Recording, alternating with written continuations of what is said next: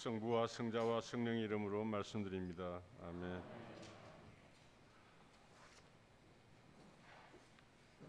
여러분 한 주간 잘 지내셨어요? 예, 아주 반갑습니다. 저에게 누가 당신이 제일 행복한 때가 언제냐 하고 물으신다면 저는 지금 이 순간이 제일 행복한 순간이다. 예, 그렇게 말씀드리고 싶어요.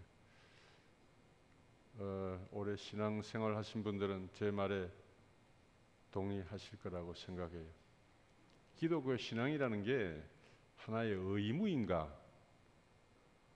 혹은 감사해서 우러난 축복의 삶인가 생각해 보면 우리가 젊었을 때는 제가 젊었을 때 사회생활 할 때는 하나의 의무처럼 생각이 돼서 어떻든 이것을 내가 해야 된다 하는 그런 의무감에서 일을 해왔다고 한다면 세월이 가고 나이가 들수록 이것은 의무가 아니라 감사해서 우러나는 기쁜 축제의 삶이고 행복한 삶이구나 하는 것을 다시 한번 느끼게 됩니다. 아마 우리 한미성을 비롯해서 많은 분들이 그런 걸 느끼실 거예요. 교회 나오는 게 의무예요. 주님께서 나를 사랑하시고 구원해 주셔서 그게 응답하는 감사의 생활인가. 네, 점점 우리의 삶이 신앙 안에서 성숙해 갈수록 우리는 우리 자신의 삶이 얼마나 큰 은총의 삶이고 얼마나 큰 축복의 삶인지를 다시 한번 깨닫고 감사하는 생활로 점점 성숙해가고 변화해가는 것이 우리 신앙생활의 여정이라고 할 수가 있습니다. 어제 제가 신문을 봤는데요. 그 알렉산더 박사라고 하는 유명한 신경외과 전문의이고 뇌과학자인 어느 유명한 학자의 삶이 소개가 되었습니다. 그분이 쓴 책 중에 하나가 나는 천국을 보았다라는 그런 책인데요. 신문에 크게 소개되어서 저는 다 읽지는 않았습니다만 이 알렉산더 박사라고 하는 이분은 미국의 유수한 대학에서 박사 학위를 받고 하버드 그리고 여러 유명한 대학에서 교수로 근무한 그런 사람입니다. 그런데 이 사람이 평소에는 우리 인간의 의식은 뇌에서 비롯된다고 생각했기 때문에 무슨 영적인 체험 같은 것은 단순한 뇌의 작용으로 일어나는 그런 환상일 뿐이라고 평소에 생각하는 그런 과학적 회의론자였다고 합니다. 그런데 이 사람이 무슨 사고가 일어나서 병에 걸려가지고 거의 죽었다가 7일 만에 다시 살아나는 임사 체험을 했대요. 그래서 7일 동안 뇌 기능이 완전히 정지된 죽음의 상태에 빠졌다가 다시 살아났는데요. 그동안 이분이 체험한 그 임사 체험을 책으로 펴냈습니다. 이 책에 신문에 좀 잠깐 소개가 되어 나오는데요. 자신의 영혼이 긴 암흑과 같은 그런 터널을 지나서 빛의 세계로 들어가 아주 아름다운 그런 숲과 이 꽃으로 둘러싸인 그런 아름다운 곳으로 들어가서 그곳에서 그는 이 말로 표현할 수 없는 충만함과 하나님의 조건 없는 사랑을 존재 전체로 경험했다는 거예요. 그는 신문과 인터뷰를 했는데 거기에서 이런 말을 하고 있습니다. 우리는 모두 한 하나님으로부터 사랑을 받고 있다고 믿는다. 그렇게 얘기를 하고 있습니다. 그리고 자신의 임사 체험을 통해서 자신에게 여러 가지 변화가 나타났는데 자신과 다른 사람에 대해서 더욱 참을성이 많이 늘어났고 우리는 우리 자신과 타인에 대해서 사랑과 연민, 용서와 긍정 그리고 자비로운 마음으로 대하는 것이 필요하다. 그런 얘기를 하는 것을 제가 읽어봤습니다. 물론 이 책에 대해서 많은 뇌과학자들은 믿기 어렵다고 비판을 많이 하기도 있고, 또 제 생각에도 사람이 그 같은 경험을 할 수는 있지만 그러한 경험은 어디까지나 주관적인 인간의 경험이어서 절대적인 어떤 진리라고 받아들이기는 힘들다고 저는 생각합니다. 우리 기독교인들에게 있어서 절대적인 진리는 하나님이시고, 그 하나님은 성서가 말하는 하나님입니다. 그 중에서도 성서가 말하는 하나님은 예수 그리스도의 죽음과 부활을 통해서 우리들에게 알려진 하나님이시고, 지금도 성령을 통해서 우리와 함께하고 계시는 하나님을 우리는 믿고 받아들입니다. 그래서 우리는 매주일 성서의 말씀을 듣고 공부하며 예수 그리스도를 통해서 우리들에게 베푸시는 하나님의 사랑을 지금 여기에서 체험하며 그 사랑을 우리들의 삶에서 실현하려고 노력하는 사람들이 바로 우리 기독교인들이라고 할 수가 있습니다. 이 알렉산더 박사라고 하는 사람은 임사 체험을 통해서 하나님의 그 말로 표현할 수 없는 엄청난 사랑을 자신이 경험했다고 그렇게 말하고 있습니다만, 실제로 우리 기독교인은 그 하나님의 사랑을 죽어서 경험하는 것이 아니고 어때요?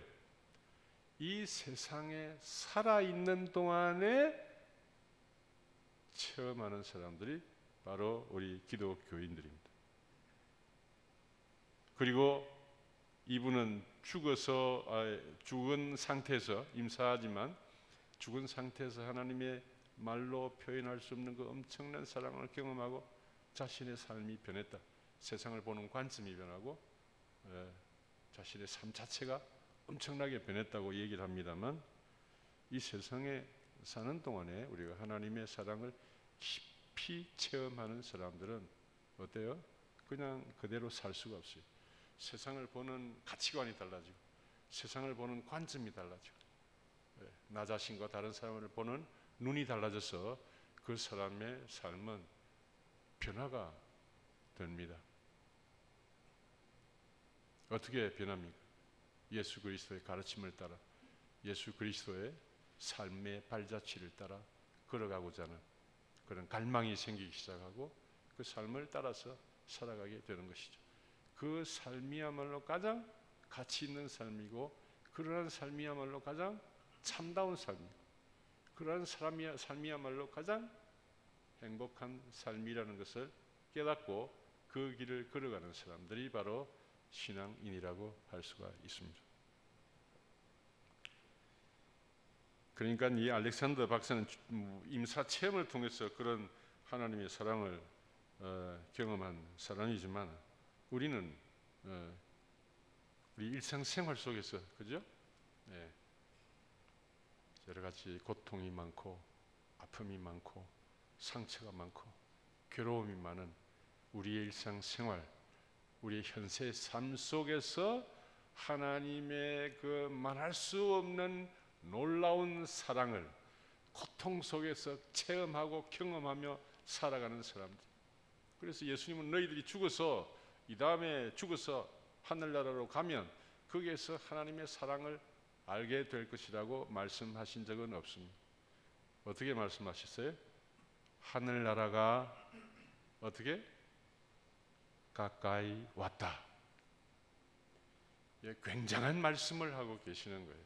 예수님의 활동과 가르침과 그분의 죽음과 그분의 부활을 통해서 우리는 이 세상에 살아있는 동안에 하나님의 놀라운 그 사랑을 알고 체험하고 그걸 더 깊이 믿고 그러고 살아가는 사람들이 우리 신앙인들입니다. 이걸 우리가 조금이라도 체험하면 그냥 살아갈 수가 없죠. 그 사람의 삶은 변하게 되어 있어요. 그렇지 않습니까? 오늘도 우리가 이렇게 모였습니다만 그 사랑의 근거, 우리 존재의 근거이시고 그 사랑 자체이신 그분과 우리가 어떻게 만나는 것이고 이렇게 접촉하는 시간이 바로 이 시간이죠. 말씀을 우리가 받고 성찬의 전례를 우리가 전례에 참여하는 이 가운데 우리의 영원한 사랑 자체이신 하나님의 그 사랑에 우리가 접촉하는 순간이 바로 이 순간이라고 할 수가 있습니다. 그렇기 때문에 우리 기독교인의 삶은요, 신앙생활을 깊이 하면 할수록 그 사람의 삶은 점점점 변화되어 가는 것이죠. 예, 사랑 자체이신 주님의 자취를 따라서 우리도 사랑의 사람으로 점점 변화해 나가는 것이고, 믿음과 소망, 사랑의 덕이 점점 우리 안에서 자라나는 그런 삶의 길을 걸어가는 것입니다. 갈수록 우리는 더욱더 하나님의 사랑 안에서 마음의 자유와 행복을 맛보며 살아가는 사람들입니다. 우리가 이런 길을 걸어가는 우리들이니까 이걸 잘 알면요, 기독교인의 삶이야말로 참으로 행복하고 복된 삶이다. 저는 그렇게 생각합니다. 여러분 그러십니까? 네. 예, 정말 저는 그러시길 간절한 마음으로 바라고, 우리 안양교회 교우 여러분들 정말 이 좋은 곳에서요 얼마나 시원하고 좋습니다. 뒤에 돌아보니까 이 자연이, 이 아름다운 자연 속에서 참 안양교회 참 출세 많이 했다, 난 그렇게 생각해요. 초창기 지하실부터 시작한 안양교회가 이런 좋은 아름다운 곳에서 이렇게 참 아름다운 성찬의 전례를 바치리라고 저는 그때 참 꿈에도 생각 못했는데, 지금 이 좋은 곳에서, 이 아름다운 곳에서 함께 하나님을 찬미하고 우리의 신앙을 고백하고 다시 한번 마음을 다짐하면서 내가 이 신앙의 길을 걸어가리라, 정말 감사하며 살리라, 우리가 그렇게 다짐하는 이 시간 얼마나 감사하고 좋은지 말할 수가 없습니다. 알렉산더 박사는 죽어서 그런 체험을 했지만 우리는 이 세상에 살면서 그걸 조금씩 경험해 가야 하리라고 저는 생각합니다. 오늘 복음 말씀 간단하게 한번 살펴보죠. 너무나 우리가 잘 아는 말씀이죠. 착한 사마리아 사람의 얘기. 어떤 율법 교사가 예수님의 속을 떠보려고, 선생님 제가 무슨 일을 해야 영원한 생명을 얻을 수 있겠습니까? 하고 물었습니다.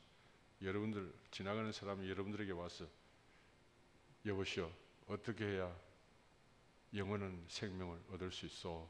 내가 어떻게 해야 구원을 받을 수 있어? 하고 물으면 여러분 딱 대답할 자신이 있으십니까? 어떻게 대답하시겠어요? 각자 대답이 그런 질문을 스스로 하게 해보고 그 질문에 대해서 나는 어떻게 내 삶으로 내가 응답하고 내가 대답하면서 살고 있는가 한번 생각해 볼 만한 그런 질문이라고 생각합니다. 주님께서 율법서에 무엇이라고 적혀 있으며 너는 그것을 어떻게 읽었느냐 하고 되물으시자 율법 교사는 얘기를 하죠. 그런데 이 율법 교사는 남을 가르치는 사람입니다. 예수님의 자자한 이게 소문을 이미 듣고 온 이 사람은 일반 제가 생각하기에는 시시한 그런 율법 교사가 아니라 상당한 수준의 공부를 많이 하고 또 깊이 기도했던 그런 사람으로서 자기 깐에는 이제 어느 정도에 도달해서 이 예수라는 양반을 한번 내가 떠보리라 하고 예수님께 와서 이런 질문을 하는 것입니다. 예수님은 이러한 그 율법 교사에게 아주 멋지게 이 사람의 수작을 되받아치시며 참된 가르침으로 인도하고 계시는 것이 오늘 복음의 말씀입니다. 이 율법 교사는 내 마음을 다하고 내 목숨을 다하고 내 힘을 다하고 내 생각을 다하여 주님이신 내 하나님을 사랑하여라.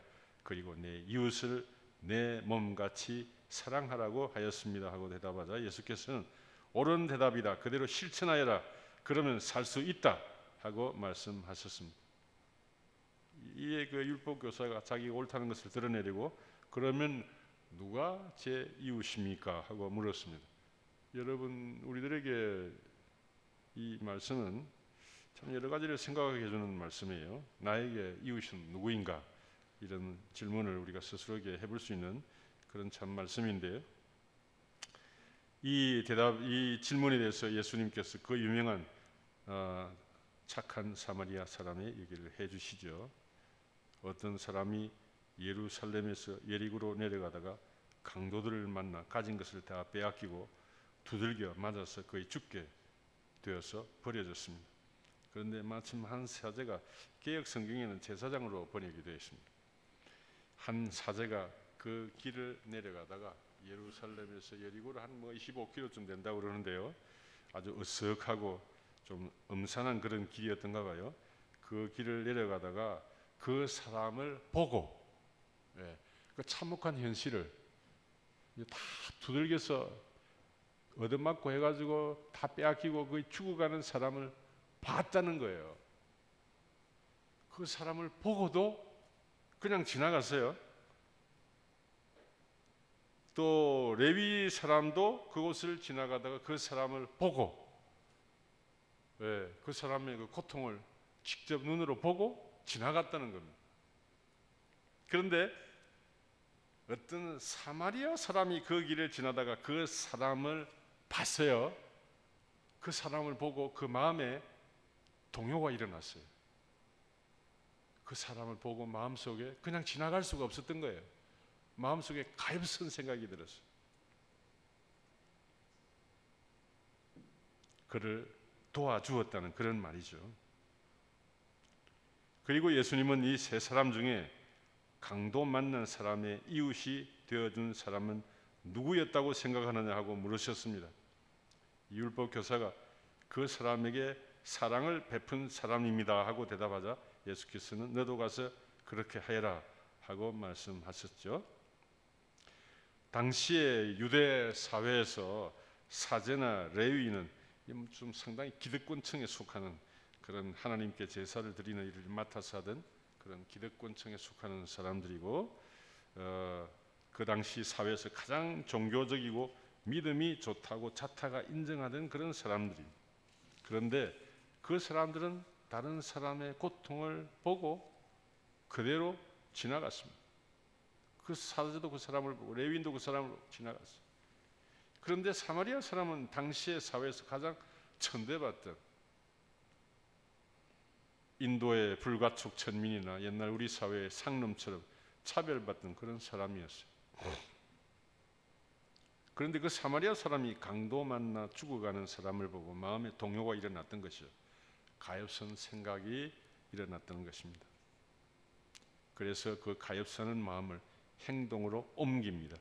이 가엾어하는 마음과 실천이 우리 신앙인들에게는 참 중요한 거예요. 우리에게는요, 율법 교사와 같은 마음도 있고 또 레위인과 같은 마음도 있습니다. 다른 사람의 고통을 보고 그냥 눈 감고 지나가 버리고 싶은 그런 마음도 있고, 그냥 어떤 형식적인 그런 것만 중요시하는 그런 마음도 있습니다만, 그러나 또 우리 마음속에는 또 착한 마음이 있어서 남의 고통을 보고 그걸 가엾이 여기고 그걸 위해서 기도하고, 그러나 그것을 보지 못하고 어떻게 하든지 그걸 돕고자 하는 그런 마음이 또 있는 거예요. 예수님은 우리 안에 있는 그런 마음을 불러일으키시고 우리로 하여금 그 길로 걸어가시도록 촉구하고 계시는 것이죠.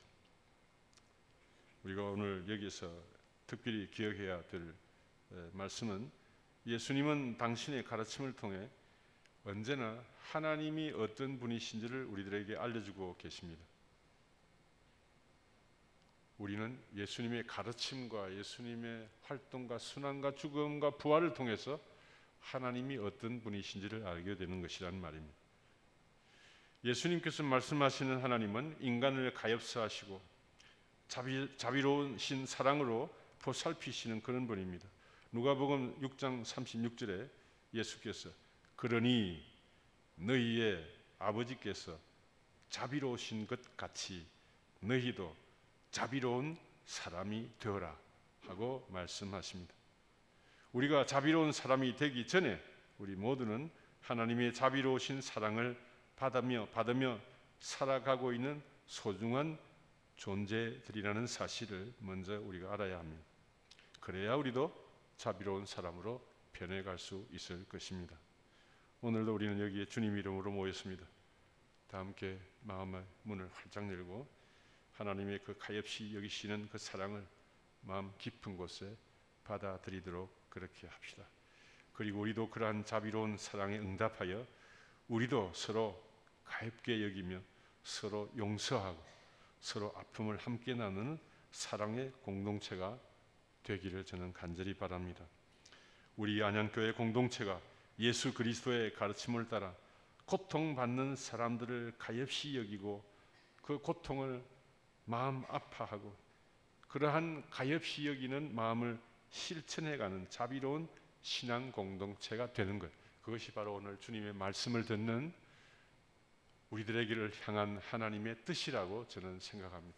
우리 사랑하는 우리 안양교회 공동체가 그러한 길을 걸어가서 우리 모두가 함께 하나님의 사랑 안에서 살아가는 아름다운 사랑의 공동체가 되기를 진심으로 바랍니다. 성부와 성자와 성령의 이름으로 말씀드렸습니다. 아멘.